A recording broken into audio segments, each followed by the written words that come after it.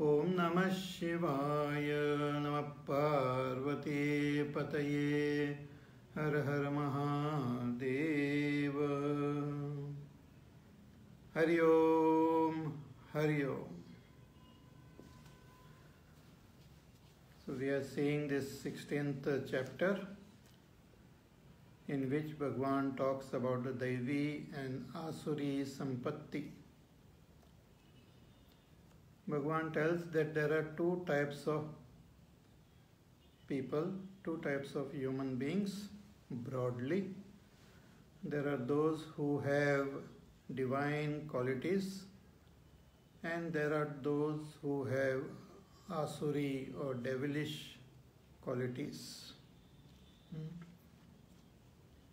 See, one may be born in whatever gender, one may be born in whatever varna also, Brahman, Kshatriya, Vaishya, Shudra. But there are certain tendencies which gets expressed in our life, which we carry from our past lives. So there are those divine qualities which gets expressed, or the devilish qualities. So those who are born with these divine qualities or divine sampatti, they express the various virtues which were revealed. Some 26 virtues were revealed.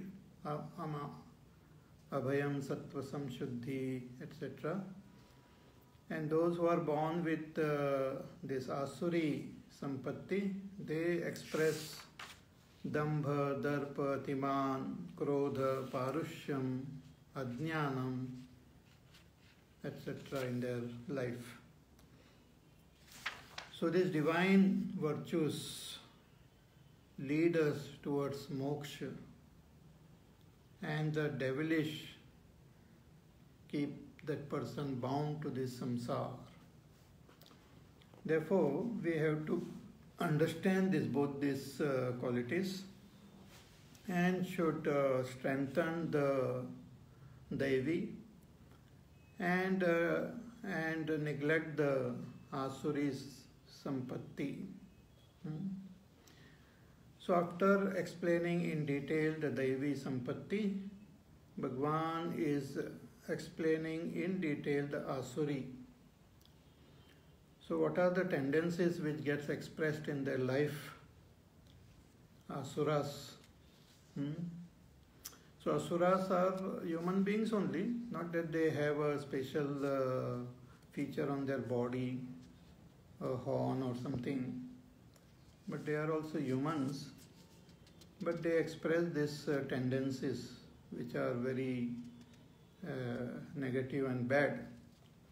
So one thing Bhagavan says, they don't have the understanding of pravrutti and nivrutti, means what type of actions they should perform and what type of action they should not perform, from what action they should withdraw themselves. That ability to distinguish, that ability to judge properly, that ability of our buddhi is missing in them. So they generally decide their actions based on their emotions, based on the strongest emotions like anger, jealousy, pride, vanity, greed, desires, lust. So these emotions, they propel their life instead of proper judgment, proper understanding. Also in their life there is no purity, no cleanliness at any level, neither inside nor outside, nor do they have proper behavior, no manners, no behavior, and no truthfulness. They don't value the thing of honesty, loyalty, truthfulness. These things are not there. It doesn't mean anything to them. the idea of being truthful and all is not there in their life. And that is how they look at this world also. The world also is seen as asatyam apratishtham, that there is lie everywhere. Everyone is selfish, everyone is lying, everyone is trying to take care of their own self, and there is no pratishtha, there is no dharma, there is no law, there is no governance. It is like a rule of the jungle, that might is right. Whoever is strong, whoever is powerful, whoever is capable, they are able to take whatever they want, and those who are weak, those who are foolish, they suffer, and that is what it is. So they don't believe in dharma. Also, they don't believe in Ishvara, because their understanding of this world is not based on the Shastra, not based on the scriptures, but based on their day-to-day experiences. So they don't believe in the Vedas, they don't believe in the Upanishads, Bhagavad Gita, Puranas. They just believe in what their senses are revealing. And based on that, they have their philosophy of life. They feel the whole world is being propelled by just this lust. The attraction of male and female is making the world move. Because when we observe all beings, not only human beings, but any beings, we observe that they are busy protecting themselves, their own body, and they are busy propagating. All beings they have this deep inner tendency of protecting themselves. That's called survival. Survival instinct is there in all beings, whether it is a tiny little virus or bacteria, or animal, bird, plants.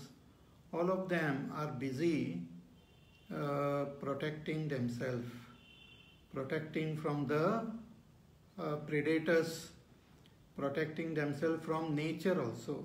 Sometimes nature can be very harsh. The climate can be very harsh, and it can really be very difficult to survive. Then they create a defense mechanism on their own body to survive. If the climate becomes very cold and all, then they have more fur and all those things on their body so that they can protect themselves from this cold. If the food and all is available at a higher altitude, then they will lengthen their neck so that they can pick it up. If there are some dangerous animals who are trying to attack them, they will create a defense mechanism like strong this fangs and some poison in their body, venom, to defend themselves, or a hard shell and all, so that other animals are unable to catch them. And also they are also busy attacking other animals, so have all the attacking mechanisms in their thing. So that is how one see in this world. And they have this deep inner urge to propagate. All beings, they want to multiply, they want to keep adding to their own species. Because the genes which are there, the DNA, RNA, whatever is there, the innermost identity of this physical body, it wants to propagate, it wants to continue, it wants to maintain it.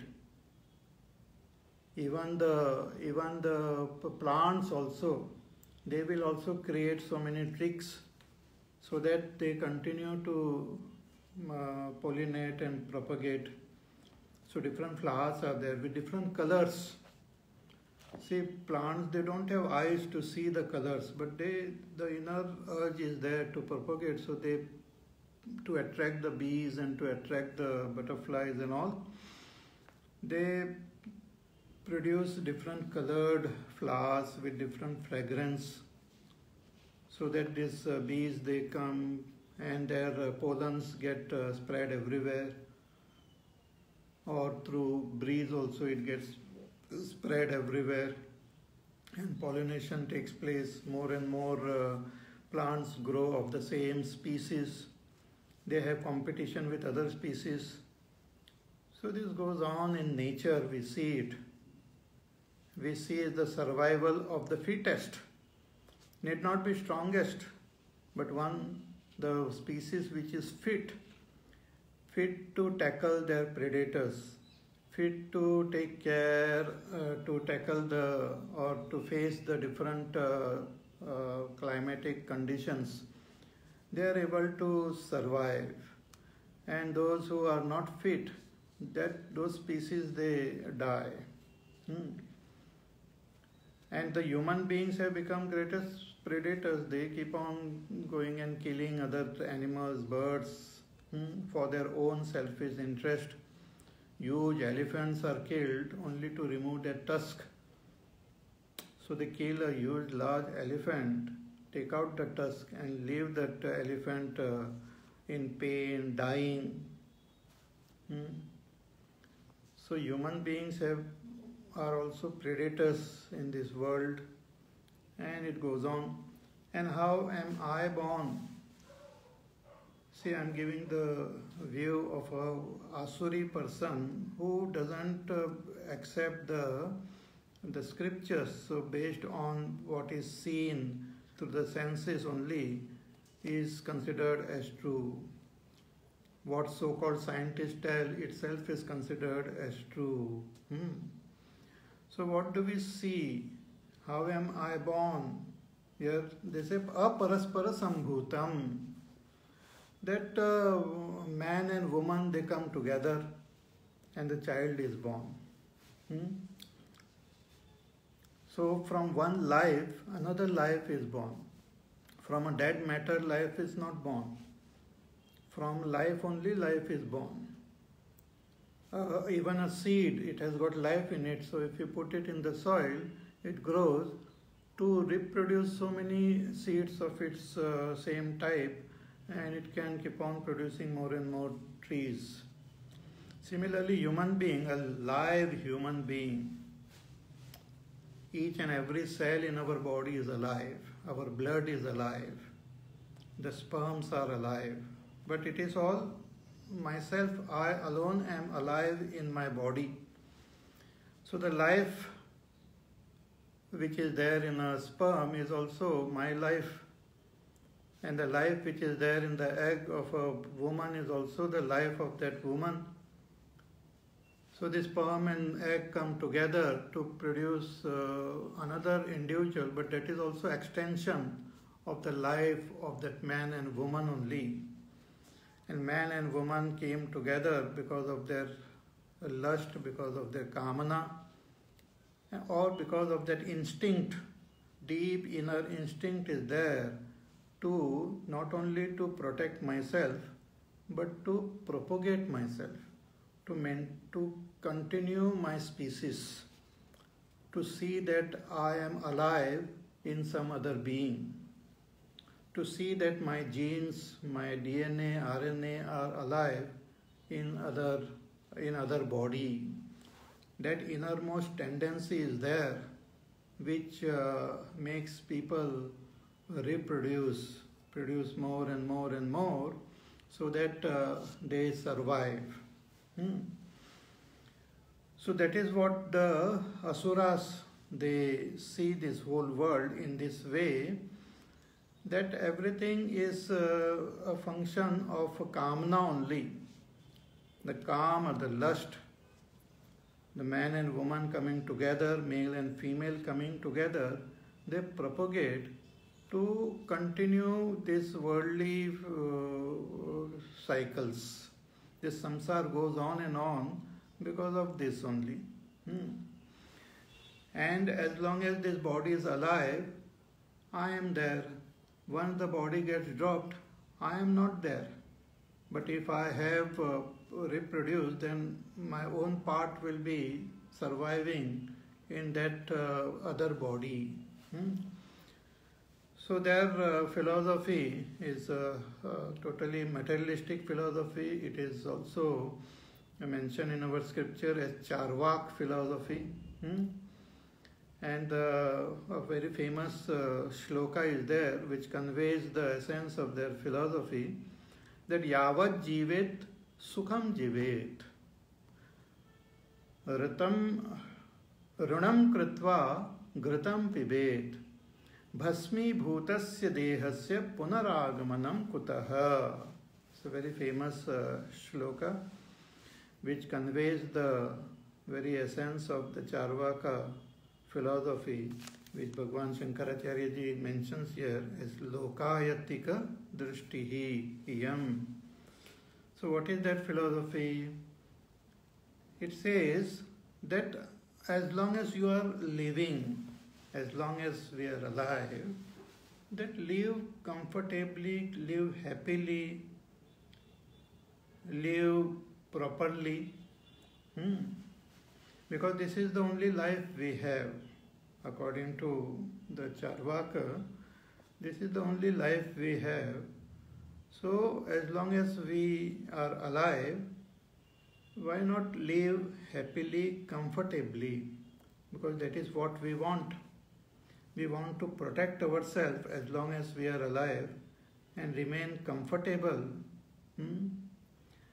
and gain whatever pleasures available in the world through our senses and reproduce so that I remain alive in some other body.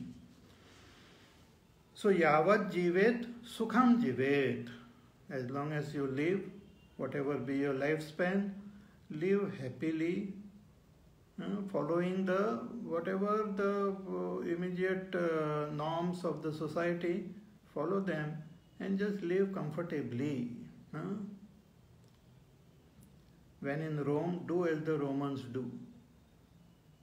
If you are in a particular place, whatever the rules, regulations, just follow and live comfortably. But to live comfort, we need resources, we need money, so earn the money. But if we cannot earn, then he says that you rinam kritva, you take loan. Nowadays, in these modern times, one can take loans and have all the luxuries of life. In the good old days, our philosophy was you earn and then you spend. But now the philosophy is you spend and simultaneously you earn and keep giving back the loan. So people, youngsters can get houses, they can take what you call vehicles, they can have all the luxuries of life without actually earning anything, but on loan, on credit. And thereafter they spend their whole life repaying them, and in this way it goes. So same this Charvaka says that rinam kritva means taking loan, ghritam pibet, you drink what you call ghee, means live a very comfortable, luxurious life. See here, the very important thing is that Charvakas are not that they are totally bad. They are not saying that you steal money. They say that you take rina. Rina means take on credit. Means take it and then whenever you can repay, you pay it back. So they believe in the rules and laws of the society. And also, here it is said that Ghritam pibet, you drink ghee, means live a healthy life. Charvakas don't say that you drink alcohol and you take drugs and you loot and plunder. No. They say that you lead a very healthy life. If you don't have money, take loan and then repay it slowly, or your children can repay later on. But drink ghee and live a very comfortable life. And don't worry about pap and punya. Just worry about the laws of the land. But don't worry about these laws of the Vedas and all. Don't worry about pap and punya. Don't have to bother about doing all these upasanas and pujas and shraddha and going to temples and worshipping the devatas and doing japa and tapa and all those things. Because those things are not really there, because Ishvara himself is not there. All the devatas are also not there. The whole world is whatever you see itself is the world. There is nothing beyond this. All beyond this is just an imagination, just a fantasy of few people, but there is nothing other than that. So they say that as long as this body is there, you live comfortably. Because bhasmi bhutasya dehasya, it will not last long. Ultimately, you will die, and what will happen to the body? It will get burnt. People will cremate it. It will get burnt. So with the burning of the body, that individuality also will get burnt. It will also come to an end. So bhasmi bhutasya dehasya punar agamanam kutaha. Where is the question of that person coming back? So once a person dies, there is no more rebirth, and there is no more going to any other loka, and there is no more existing in some grave or some other places. So the death of the body is the end of that personality. So as long as I am alive, that inner urge is there to gain pleasure, and inner urge is there to protect this body. So just follow this urge as long as you are alive, and once you are dead, your story is over. So forget about everything. That is the philosophy. That is what they are. And this tendency is there in some traces in many of us, which we have to recognize and get rid of them. Because this is because of lack of faith in our Shastra, lack of faith in Dharma, and lack of faith in Ishvara. And also lack of open-mindedness to really appreciate what the scriptures are saying. Because if you really deeply listen and understand and contemplate and analyze what the scriptures are saying, everything can be understood and you will get convinced. One will be convinced that this, even after the death of this body, I remain. I am different from this body and I exist. The death of the body is not my death. I exist even when the body falls down. And I continue to express in another body. As Bhagavan has said, Jatasya hi dhruvo mrityuhu dhruvam janma mritasya cha. In the second chapter, Bhagavan had said very clearly that those who are born, they will definitely die. Okay, that is fine.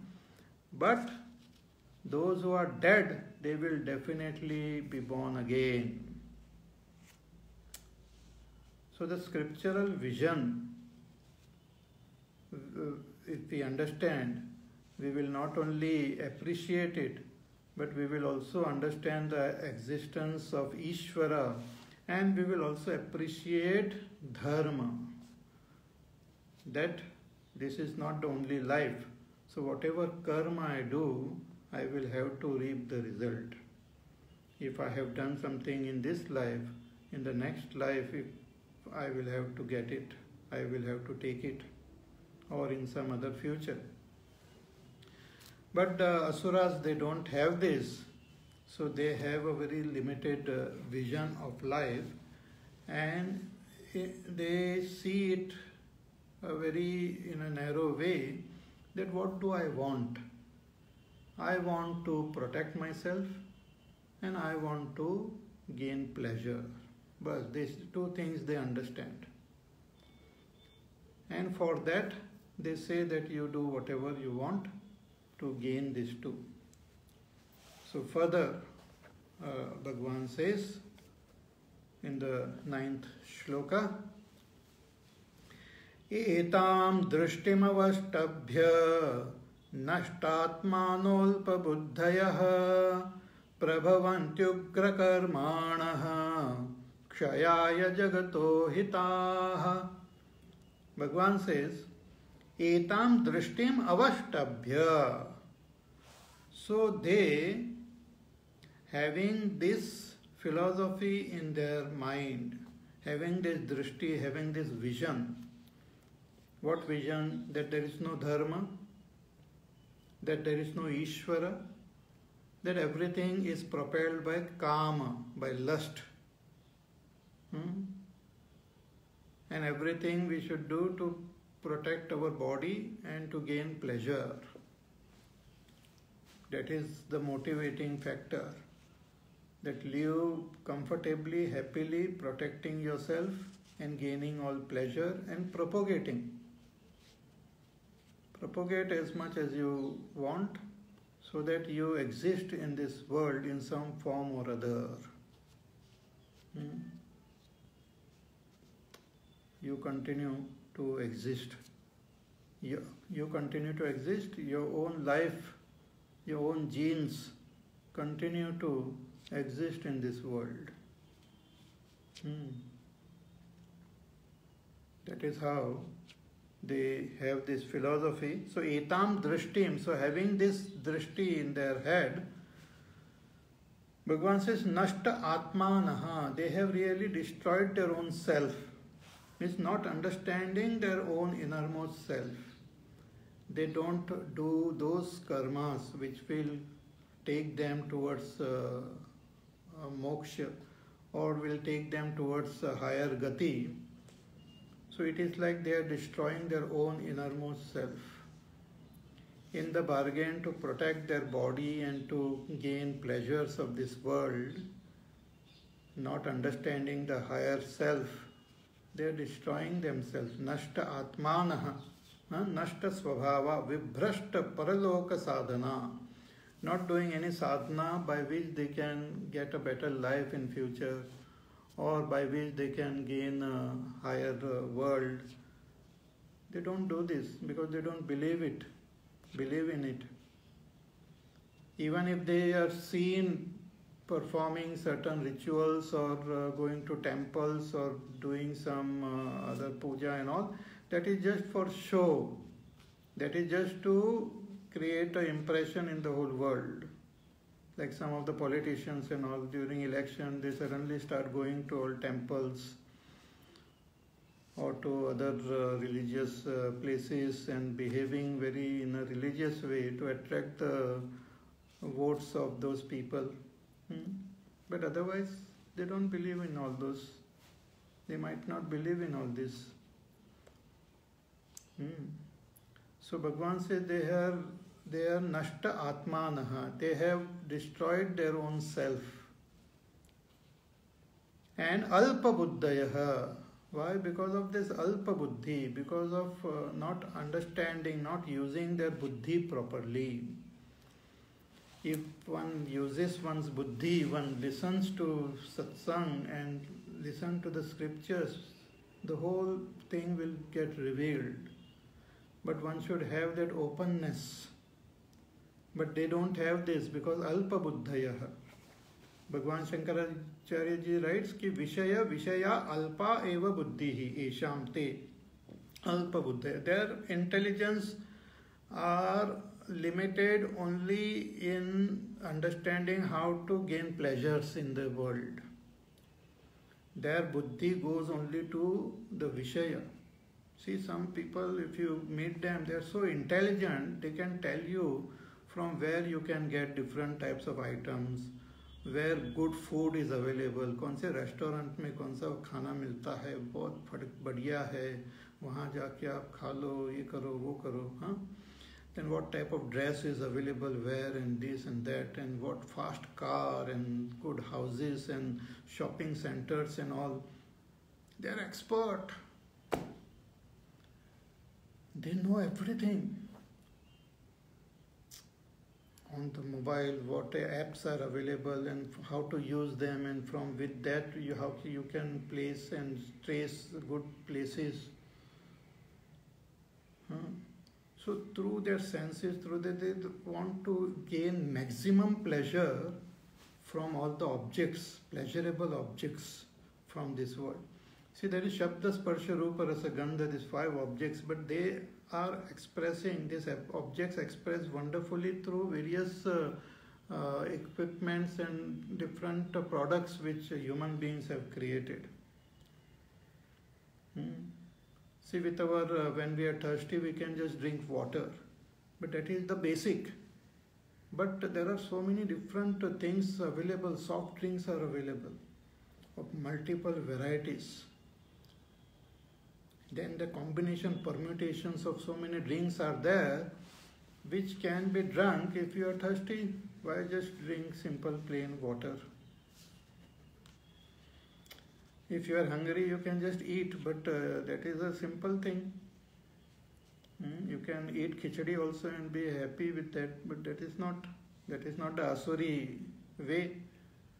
So try to eat something more fascinating, different types, and Chinese and Thai and international and Russian and European and Italian khana and this and that, and North Indian, South Indian, East Indian, West Indian, exotic food and this and that, and only available at that place, so go there and order it and eat it.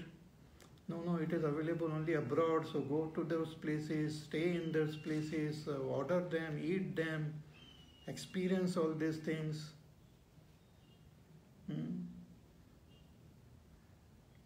They are very costly, so no problem, I have earned a lot of money, so spend those money, why to waste?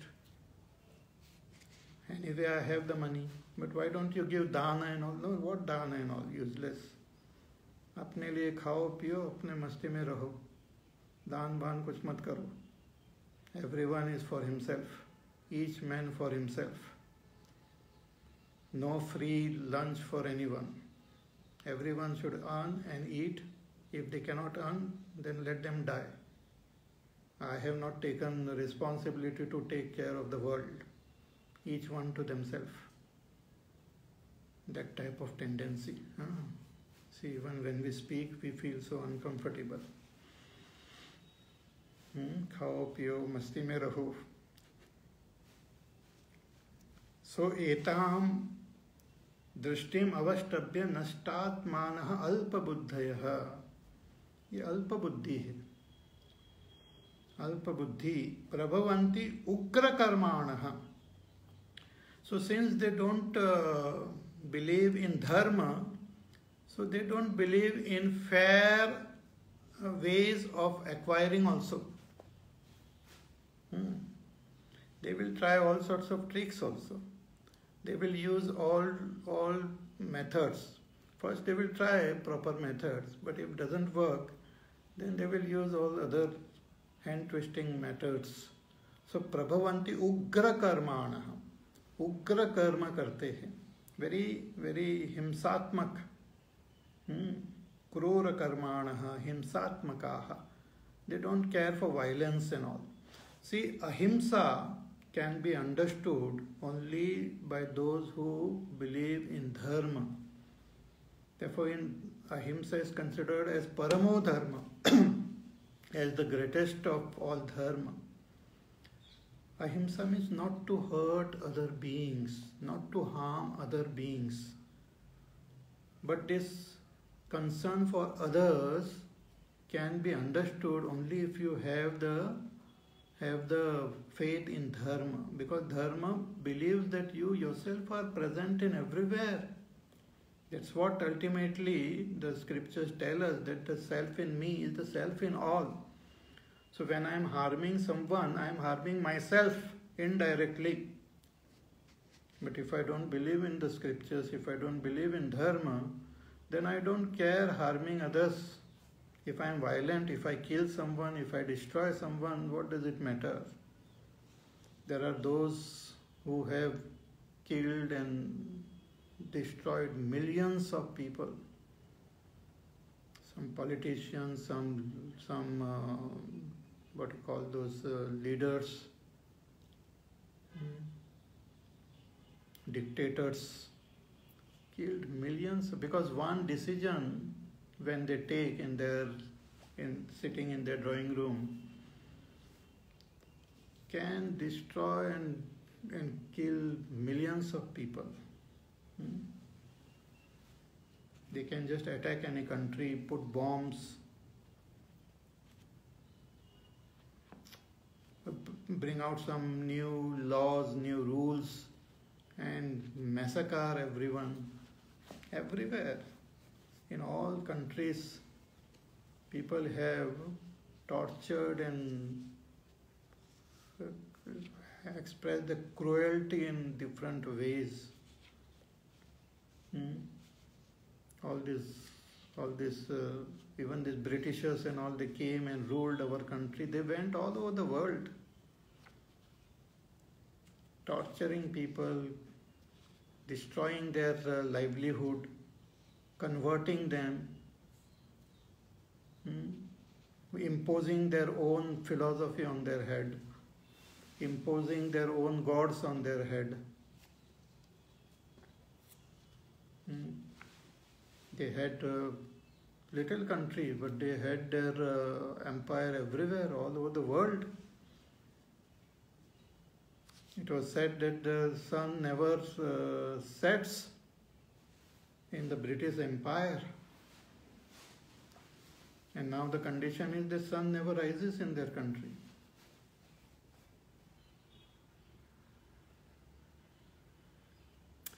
So the Britishers, the Dutch and the Spanish and the other people, they went, all Portuguese, went everywhere, conquering.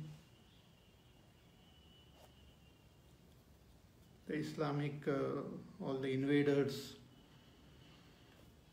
go where, conquer people, torture them, cut them, destroy their livelihood. Because this idea of ahimsa, satyam, asteya, brahmacharya, aparigraha, it can be understood and appreciated only if you understand the value of dharma. And it can be understood only when we believe that I will exist even after the death of this body. When we understand that whatever karma I do, I will have to face it. It will come back to me.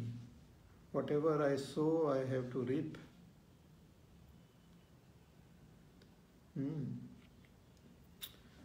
So, prabhavanti ugra karma. See, the most dangerous and the most violent people are human beings only.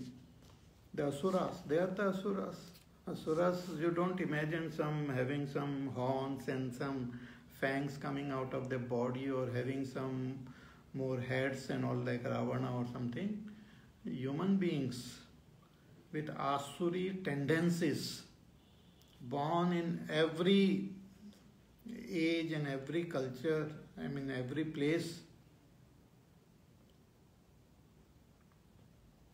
Ugra karmanaha, ugra. No compassion towards other human beings, no compassion towards animals, birds, plant. Ugra. Even now in these modern so-called times, people are so violent towards other beings, human beings, and violent towards other creatures.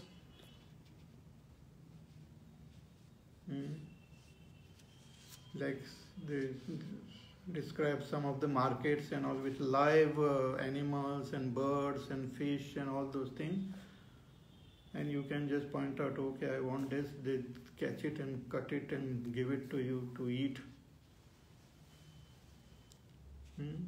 No compassion, no nothing. There is no question of ahimsa. So prabhavanti ugra karmana. See, Bhagwan is describing. This is not some description in some newspaper or some other magazine or something. Bhagwan is describing, and it was there during Mahabharata time. It was there before also. It is there now, and it will be there in future, because the divine and devilish are always there. The Devtas and the Asuras will always be there. And Devtas and Asuras will always have a conflict, will always have fight. Devtas and Asuras, they cannot live together like that. Always be a fight. And always one has to struggle. That is part of our life. That if we are born here, we have to struggle. We have to fight against the Asuras outside, and we have to fight against the Asuras inside. See, in Satyayug, the Asuras are far away, and the Devtas and Asuras are distinct. Like when Bhagwan took avatar in Satyayug, the Asuras and all, like the Hiranyakashipu, Hiranyaksha, they were visibly different, having different outer features also. But as he came to Treta Yuga, then they came having human features only. Like Ravan was Asura, but a human being born in a Rishi's kula. But as they came in Dwapar Yuga, the Asuras were relatives only. Krishna and his relatives, this the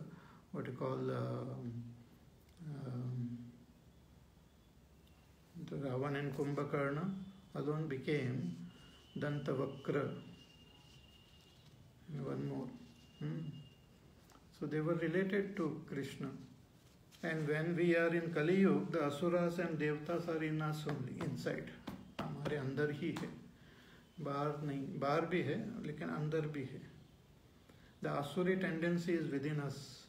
The Daivi tendency is within us. Any person, anyone, any one of us, if we are caught and brainwashed, we can become the most heinous Asura. And if we, by Bhagwan's grace, if we come in contact with some saint and have satsang, we can become the Devata and gain enlightenment. Tulsidas ji in Ramayana tells very beautifully. He says it's like dust. The dust which is there on the ground doesn't have any value like that, in the sense you don't know it appears same, all the dust. But when the dust come in contact with the wind, it flies high in the sky. And when the dust come in contact with water, it becomes mud, it becomes kichad. When it comes in contact with wind, it flies high. In contact with water, it becomes kichad. Similarly, we are born like dust. If we come in contact with all negativities, all dutsanga, we can become very bad. And if we come in contact with saints and satsang and scriptures and the path shown in our Shastra, we can gain liberation, we can become the Devata, we can gain our status as Brahma.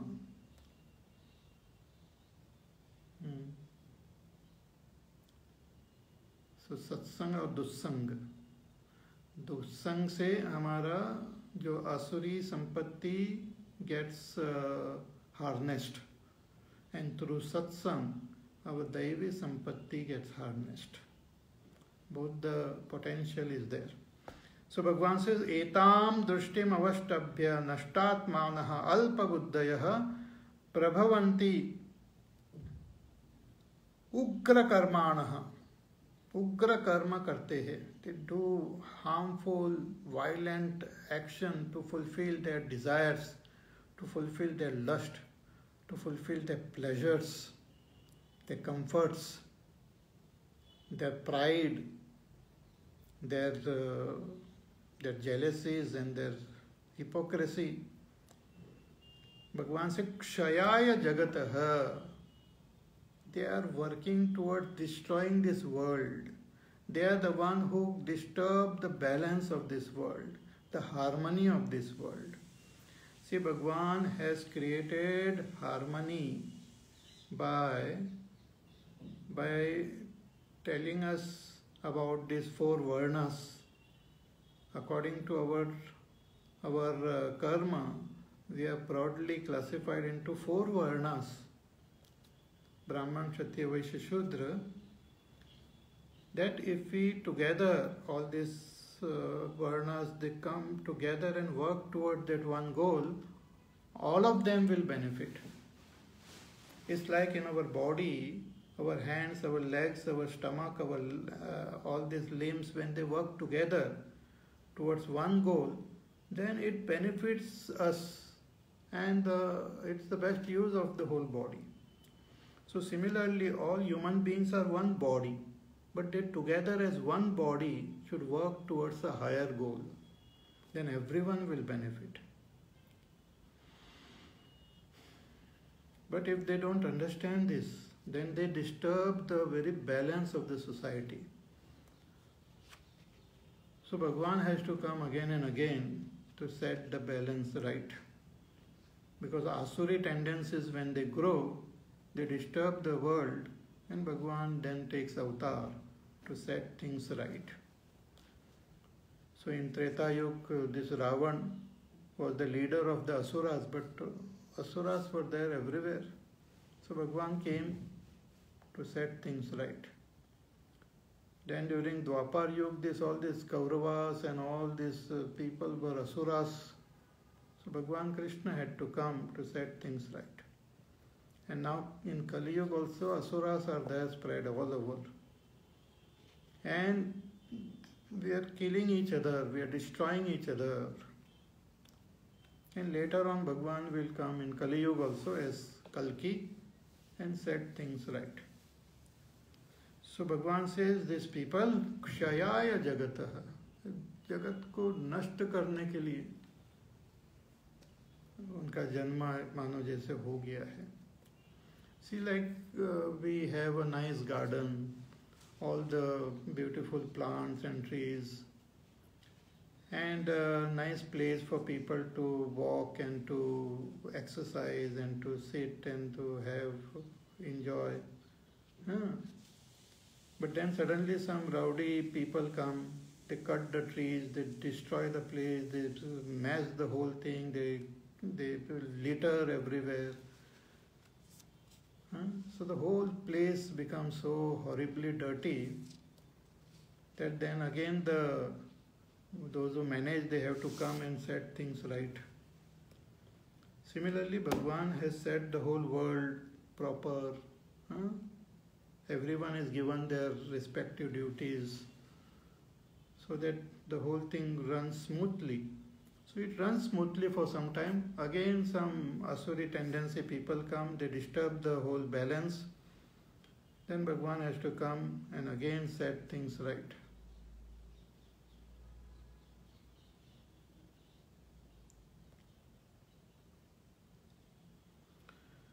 So, Prabhavanti Ukra Karmanaha Kshayaya Jagato Ahitaha. See, I am describing all this in detail so that we recognize and understand the importance of dharma and importance of satsang and importance of our sadhana. See, only when we are extremely thirsty, we will appreciate the value of water. Similarly, when we understand these asuras, we will appreciate the value of devatas. Okay? So, Bhagavan says, Kshayaya Jagatah Ahitaha. For the disturbance of this, as though they are born to disturb, as though they are the enemies of this world. Jagata ahitaha shatravah ityartha. Some more things are said further that we will see in our class tomorrow. Till then, you take care, be happy, safe, peaceful, healthy. Do your work, do your sadhana. Contemplate, understand, recognize the negativities within and remove them, weaken them, destroy them, and enhance the positive qualities and march towards the supreme goal. Okay, Hari Om. And we shall meet again tomorrow. Shri Ram Jaya Ram Jaya Jaya Ram. Shri Ram Jaya Ram Jaya Jaya Ram. Shri Ram Jaya Ram Jaya Jaya Ram. Shri Ram Jaya Ram Jaya Jaya Ram. Shri Ram Jaya Ram Jaya Jaya Ram. Shri Ram Jaya Ram Jaya Jaya Ram. Shri Ram Jaya Ram Jaya Jaya Ram. Shri Ram Jaya Ram Jaya Jaya Ram. Shri Ram Jaya Ram Jaya Jaya Ram. Shri Ram Jaya Ram Jaya Jaya Ram. Shri Ram Jaya Ram Jaya Jaya Ram. Shri Ram Jaya Ram Jaya Jaya Ram. Shri Ram Jaya Ram Jaya Jaya Ram. Shri Ram Jaya Ram Jaya Jaya Ram. Shri Ram Jaya Ram Jaya Jaya Ram.